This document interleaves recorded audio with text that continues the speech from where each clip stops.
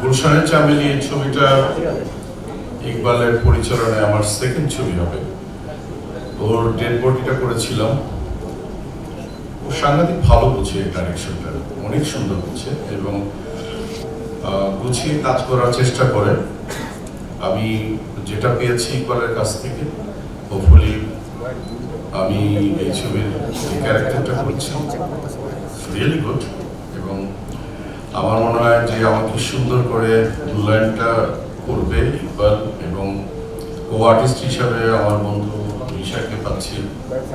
আর প্রায় 92-তে বোধ হয়, সম্ভবত 92-ই হবে, রোজিনা ম্যাডামের সাথে আমি কাজ করেছিলাম ছবিটা, এবং এত বছর পরে, প্রায় 30 বছর পরে গিয়ে আবার একসাথে কাজ করবো, এটা আমার জন্য সৌভাগ্য। এবং আরো ভালো ভালো আমিন, আমার ছোট ভাই প্লাস বন্ধু, ও কাজ করছে। It is a great surprise আমি মনে করি। আর যারা যারা এখানে আছে, খুসরো ভাই, তারপরে পরিচালক সমিতির সভাপতি শাহিন, শিল্পী সমিতির সভাপতি আমার ছোট ভাই শানু, শানুকে কংগ্রেচুলেশন। হপফুলি বাঁধন আসো।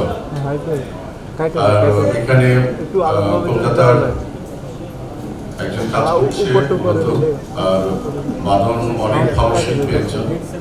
হোপফুলি এই ছবিটা একটা অন্যরকম একটা ছবি হবে, সেটি আমি বিশ্বাস করি। থ্যাংক ইউ ভেরি মাচ, এবং ভালো একটা চলচ্চিত্র হোক সেটি আমি বিশ্বাস করি। Thank you.